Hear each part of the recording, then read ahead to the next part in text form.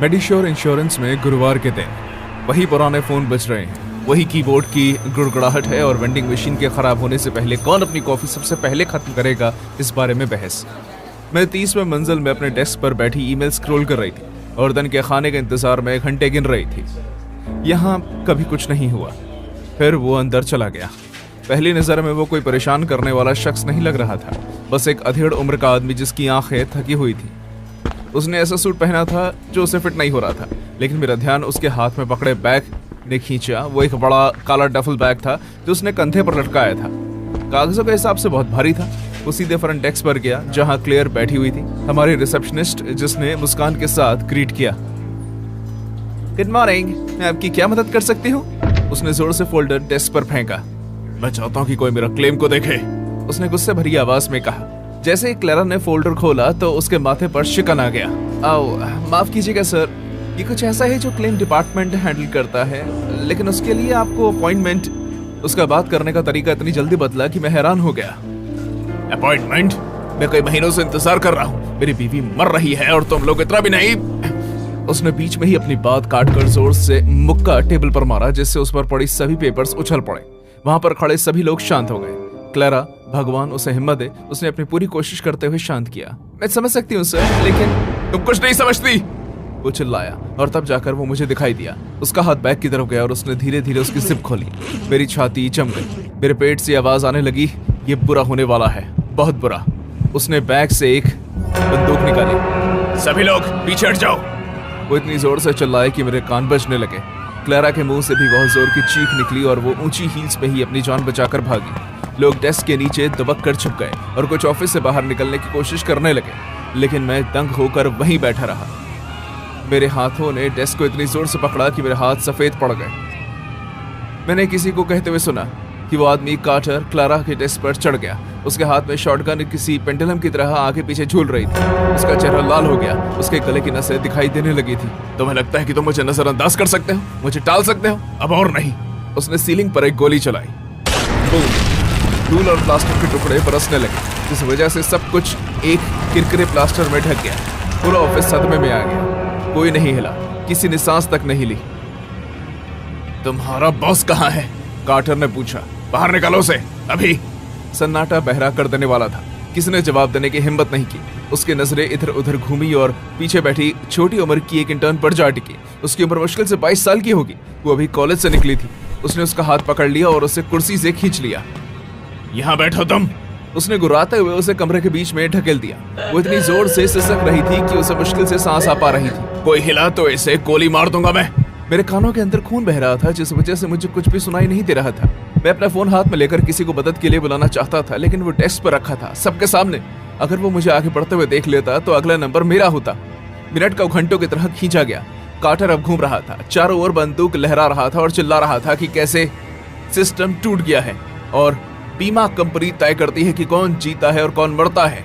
उसकी आवाज टूटने लगी जब उसने कहा कि मेरी बीवी ने मुझसे उसके लिए लड़ने की भीख मांगी और यही वो तरीका है जिससे तुम लोग सुनते हो। फिर हमें सायरन की आवाज सुनाई दी। पहली आवाज हल्की हल्की आ रही थी, लेकिन बाद में जब बाहर से लाल और नीले रंग की लाइट्स चलने लगी तो मुझे एहसास हुआ पुलिस आ चुकी है। इंटरकॉम पर एक शांत आवाज सुनाई देने लगी। मिस्टर कार्टर, मैं NYPD से डिटेक्टिव एलिस हूँ। हम आपकी मदद करना चाहते हैं। बैठकर बात करते हैं। कार्टर अपना सर हिलाते हुए हंसने लगा।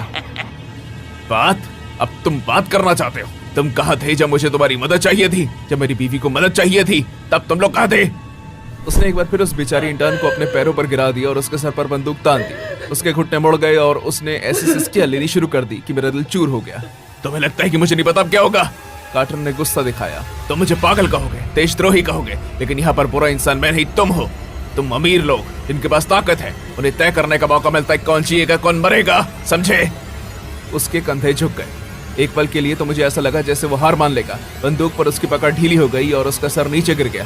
तभी मैंने उसे देखा, उसकी छाती पर लाल लेजर बंदूक। गोली की आवाज इतनी तेज जितनी मैंने पहले कभी नहीं सुनी थी। कार्टर लड़खड़ाते हुए वापस लौटा। उसकी आंखें सदमे से बड़ी हो गई क्योंकि उसकी शर्ट पर खून फैल गया था। भारी धमाके के साथ बंदूक फर्श पर गिर गई। वो एक सेकंड के बाद जमीन पर गिर गया और ऐसे मुड़कर लेट गया जैसे बिना रस्सी की कठपुतली। घुटने के बल बैठी इंटर्न जोर से चिल्लाई। पुलिस दरवाजा तोड़ते हुए अंदर घुसी और उसे सुरक्षित किया। स्वॉट टीम तेजी से अंदर घुस गई। उनके हाथ में बंदूकें थी और वो सभी लोगों को कुछ इंस्ट्रक्शन दे रहे थे जो मुझे सुनाई नहीं दिए। मैं अपने डेस्क पर ही बैठा रहा, हिलने के लिए बहुत डरा हुआ, इतना डरा हुआ कि सांस लेने में भी खौफ हो रहा था। जब कार्टर का शरीर स्ट्रेचर पर बाहर ले जा रहा था तब मुझे डर लग रहा था। उसका चेहरा फीका और बेजान था। मैं खुद को खड़ा नहीं कर पाया। कुछ रातों को मैं ठंडे पसीने से भीगे उठता हूँ। गोली की उन आवाजों से आज भी मेरे कान बजते हैं और कार्टर की आवाज बार बार सुनाई देती है। तुम्हें लगता है कि तुम सुरक्षित हो? इस कहानी का नायक एक काल्पनिक व्यक्ति है जो आईवी लीग के एक ग्रेजुएट लुइगी मैंशियन पर आधारित है।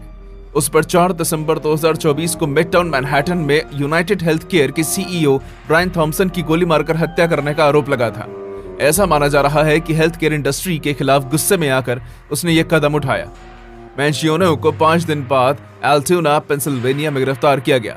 उसके पास से एक 3D प्रिंट गन, साइलेंसर और यूएस हेल्थ केयर की आलोचना करने वाला एक मैनिफेस्टो मिला। उस पर कई स्टेट और फेडरल चार्जेस लगे जिसमें हत्या और आतंकवाद भी शामिल है, लेकिन उसने खुद को गुनहगार मानने से इनकार जताया है। इस मामले ने अपराधियों को आदर्श मानने और कानूनी कार्रवाई में जनता की राय पर बहस छेड़ दी है।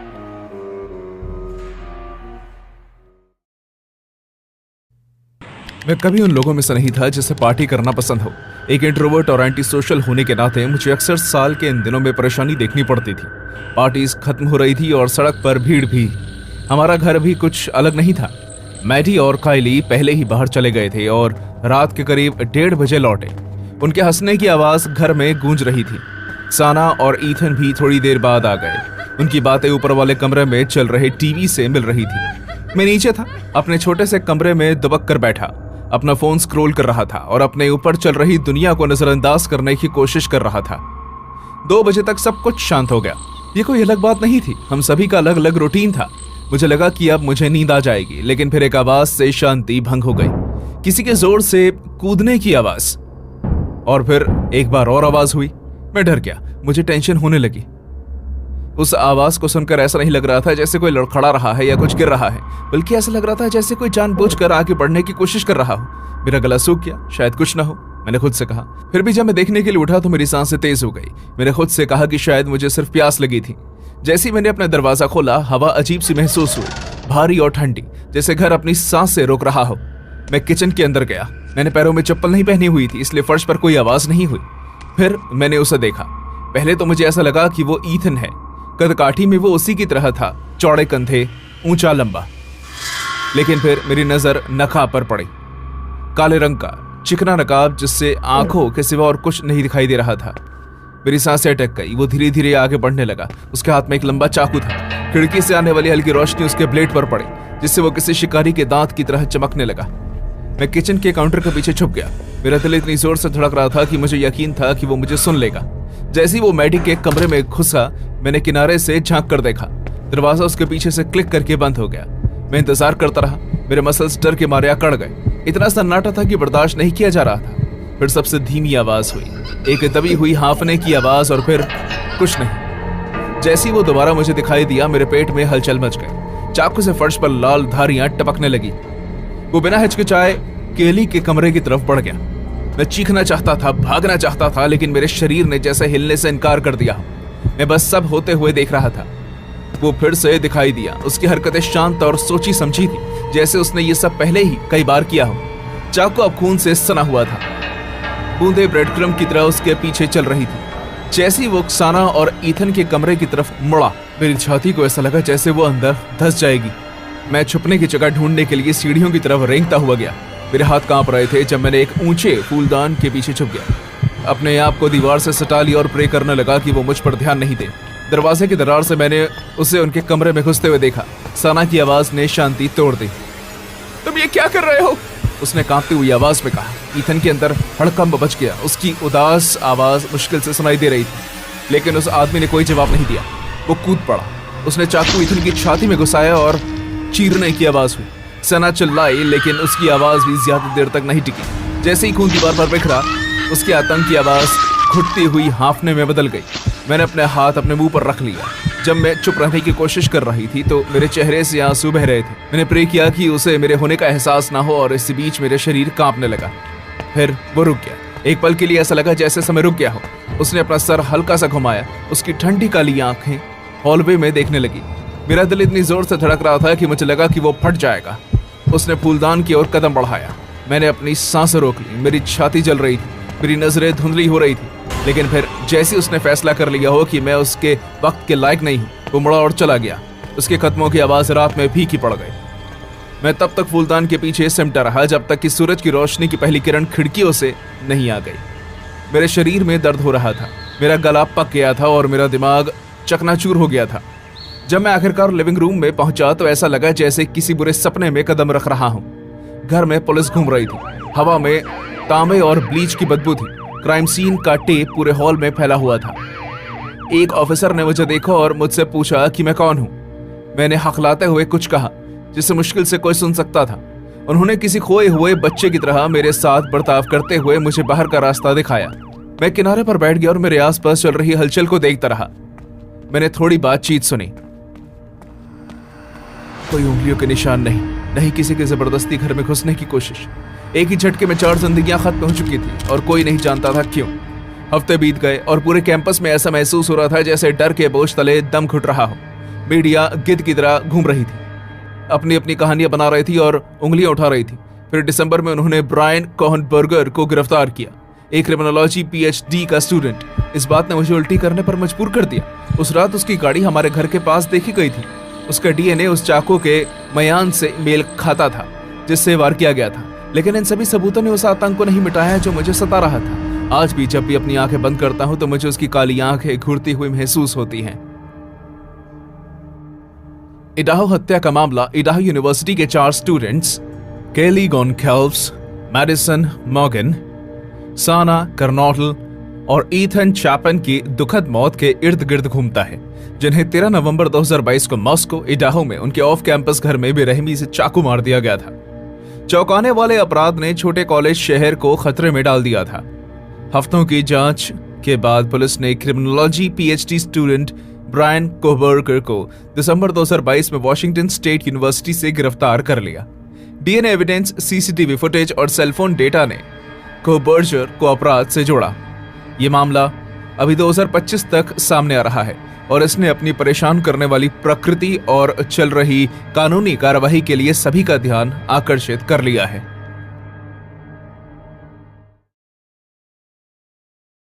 1968 से मेरी जिंदगी की नई शुरुआत होने वाली थी।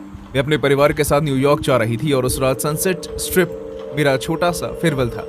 शहर को आखिरी बार अपने अंदर समाने का मौका। नियॉन लाइट्स टिमटिमा रही थी, दूर तक संगीत गूंज रहा था और शहर चकाचौंध से भरा हुआ था। और फिर मैंने उसे देखा। वो क्लब के एंट्रेंस पर खड़ा हुआ था। उसकी काली आंखें भीड़ को देख रही थी। वो किसी आम आदमी जैसा लग रहा था, शायद हैंडसम भी, लेकिन जिस तरह वो देर तक सभी को घूरता रहा उससे मेरे पेट में हलचल हुई। उसका नाम रॉडनी अल्काला था और लोगों की नजरों में उसकी इमेज किसी चालबाज जैसी थी। उसने हल्का सा मुस्कुराते हुए बाद में पास आकर कहा, तुम लोगों को मेरे साथ चलना चाहिए, इस पार्टी को जारी रखते हैं। मैंने उस पर विश्वास नहीं किया, लेकिन मेरे दोस्त ने इस बात को हंसी में टाल दिया। ये बस रॉडनी ही तो है, मेरे एक दोस्त ने कहा, इससे कोई खतरा नहीं है। और इस तरह मैं थोड़ी देर बाद उसकी बैक सीट तक पहुंची। मैं अकड़ कर बैठ गई। हर एक मील के साथ मेरी बेचैनी बढ़ती जा रही थी। सड़कों पर अंधेरा और शांति बढ़ने लगी और फिर हम एक टूटे फूटे घर के पास आ पहुंचे। अंदर की हवा भारी थी और सीलन की हल्की बदबू भी थी। रॉडनी ने जॉइंट दिया और मेरे दोस्तों ने बिना हिचकिचाहट के उसे स्वीकार कर लिया, लेकिन मैं रिलैक्स नहीं कर पाई। रॉडनी की आंखें बार बार मेरी तरफ घूम रही थी। उसकी मुस्कुराहट एक ठंडी भूख में बदल रही थी। मुझे चले जाना चाहिए था। मुझे अपनी अंतरात्मा की बात सुननी चाहिए थी। मेरे पास आओ, रॉडनी ने अचानक से मेरा हाथ पकड़कर खींचते हुए कहा। क्या? मैंने पूछा। मेरी आवाज लड़खड़ा रही थी। अरे आओ तो सही, उसने कहा। उसकी टोन काफी सख्त थी और उसकी पकड़ मजबूत। उसने मुझे खींचकर हॉल से नीचे ढकेल दिया। उसकी पकड़ बहुत मजबूत थी और मैं खुद को छुड़ा नहीं पा रही थी। जाने दो मुझे, मैं चिल्लाई और खुद को उसे छुड़ाने की कोशिश करने लगी। चुप रहो, वो भड़क गया। उसने हमारे पीछे दरवाजा बंद किया। उसने अपनी बेल्ट उतारी और उसे अपने हाथ पर लपेटने लगा। तुम्हें लगता है कि तुम बस यूं ही यहाँ से चली जाओगी? उसने जहर भरी आवाज से कहा। मेरा दिल जोर से धड़कने लगा। प्लीज, मैं... इससे पहले कि मैं बात खत्म कर पाती उसने मेरे चेहरे पर मुक्का मार दिया। मेरी आंखों के बीच में जोर का दर्द छिड़ गया और मेरा सर पीछे बनी दीवार से टकराया। मैं जमीन पर लेट गई और आधी बेहोशी की हालत में आ गई। रॉडनी मेरे ऊपर घुटनों के बल बैठ गया। उसकी सांसें गर्म और खट्टी थी। तुम कहीं नहीं जा रही हो, उसने फुसफुसा कर कहा। उसकी आवाज लगभग मनोरंजक थी। उसने अभी जेब से एक चाकू निकाला जो मंद रोशनी में जगमगा रहा था। जब उसने मेरे टॉप की नॉट काटी तो मेरी सांसें रुक गई। कपड़ा फट गया और मेरे स्किन पर लाल रंग की एक रेखा बन गई। मुझे लगा कि उसने मेरा गला काट दिया है। मेरे दिमाग में सिर्फ एक चीज चल रही थी, क्या इसने सच में मुझे काट दिया है? क्या मैं मर जाऊंगी? तुम यही मरोगी, उसने आराम से कहा, जैसे वो मौसम का हाल बता रहा हो। कोई भी कभी तुम्हें ढूंढ नहीं पाएगा। मेरी आंखों से आंसू बहने लगे। मैं उसे हाथापाई कर रही थी, लेकिन उसने मेरे मुंह में बेल्ट घुसा दी और मेरा दम घुटने लगा। मुझे घुटन महसूस होने लगी और मैं छटपटाने लगी, लेकिन उसने मेरी कलाई को नेकटाई से बांध दिया। उसकी हरकतें तेज और सोची समझी थी। मत हिलो, वो गुर्राया। उसने मेरे पेट में मुक्का मारा। मेरे फेफड़ों से हवा निकल गई और मैं हाफते हुए बेहोश हो गई। रॉडनी कंट्रोल से बाहर था। उसका चेहरा गुस्से से लाल हो गया था। ये तुम्हारी गलती है, उसने मुझ पर थूका और मेरे बचे हुए कपड़े भी फाड़ दिए। तुम्हें गाड़ी में नहीं घुसना चाहिए था। मैं चिल्लाना चाहती थी, दया की भीख मांगना चाहती थी, लेकिन मैं ऐसा नहीं कर पाई। मेरी नजरें धुंधली हो गई। मुझे भारी महसूस होने लगा और मुझे ऐसा लगने लगा जैसे अब मैं गई। कुछ वक्त के बाद मैं चाहती थी कि अब सब कुछ खत्म हो जाए। मैं जीना नहीं चाहती थी, मर जाना चाहती थी। और फिर अचानक दरवाजे पर जोर जोर से खटखटाहट हुई। रॉडनी, किसी ने चिल्लाकर कहा, दरवाजा खोलो। वो मेरे दोस्त की आवाज थी। रॉडनी डर के मारे जम गया। उसका सर शोर की तरफ झुका। उसने कसकर चाकू को अपने हाथ में पकड़ लिया और एक पल के लिए मुझे ऐसा लगा कि वो वैसे भी मुझे खत्म करने वाला है। दरवाजे की गड़गड़ाहट और तेज हो गई। माइक, खिड़की तोड़ो। कांच चूर चूर हो गया और माइक कमरे में आ गया। उसकी आंखें डर से बड़ी हो गई। वो एक पल के लिए सहम गया। रॉडनी की तरफ घूरने लगा, जो मेरे ऊपर खड़ा हुआ था, और उसकी शर्ट से खून टपक रहा था। रॉडनी पीछे हट गया। उसका चेहरा फीका पड़ गया। ले जाओ इसे, उसने कहा। उसकी आवाज बहुत ही शांत थी। माइक को घबराहट नहीं हुई। उसने मुझे पकड़ा और टूटी हुई खिड़की से बाहर खींच लिया। मेरे पैर कमजोर थे, मेरा शरीर कांप रहा था, लेकिन मैं उससे लिपटा रहा और रात में लड़खड़ाता हुआ आगे बढ़ा। बाहर हवा ठंडी और तीखी लग रही थी, जैसे मैं आखिरकार फिर से सांस ले पा रही थी। एक गाड़ी पास में आकर रुकी और अंदर बैठे एक कपल ने हमें वहां से भागने में मदद की। रॉडनी ने पीछा नहीं किया। माइक मुझे अपने अपार्टमेंट में ले गया, जहां उसकी पड़ोसी नर्स ने मुझे ठीक किया। मैं सदमे में बैठी रही। मेरा दिमाग टूटे हुए रिकॉर्ड की तरह उस रात को दोबारा दोहरा रहा था। सालों तक मैं इस गिल्ट के साथ जीती रही। बाद में मुझे एक दोस्त ने न्यूज़पेपर की क्लिपिंग भेजी, जिसमें लिखा था कि रॉडनी ने टैली शापिरो नाम की एक लड़की की हत्या करने की कोशिश की। तब मुझे एहसास हुआ कि जो कुछ भी मेरे साथ हुआ वो कितना भयानक और खतरनाक था, और अगर मेरे दोस्त वक्त पर नहीं आते तो इसका क्या अंजाम हो सकता था। उस दिन मैं बच जरूर गई, लेकिन मेरे अंदर कुछ टूट गया था। रॉडनी अल्काला ने मुझसे कुछ ऐसा छीन लिया था जिसे मैं दोबारा कभी पूरा नहीं कर सकती थी। रॉडनी अल्काला, जिन्हें डेटिंग गेम किलर के नाम से जाना जाता था, एक कन्विक्टेड सीरियल किलर और बलात्कारी था, जो 1970 के दशक में युवा महिलाओं और लड़कियों को अपना शिकार बनाता था। उसके अनेक शिकारियों में मॉर्गन रोवन का नाम भी शामिल था, लेकिन उसके रिकॉर्ड में उसका कभी कोई जिक्र नहीं किया गया। अल्काला, जो पेशे से एक फोटोग्राफर था, अपने चार्म से लड़कियों का दिल जीतता था और अपने विक्टिम को मॉडलिंग का सपना पूरा करने का वादा करते हुए उनका फायदा उठाता था। उसे रॉबिन सैम्सो और कई हत्याओं के रूप के लिए जिम्मेदार ठहराया गया, और डीएनए सैंपल की मदद से बहुत से अनसॉल्व्ड केसेस भी उससे जुड़ गए। अल्काला के भयानक अपराधों ने मैनिपुलेशन से होने वाले अपराध के खतरों को उजागर किया। आखिर में उसे उम्र कैद और मौत की सजा सुनाई गई।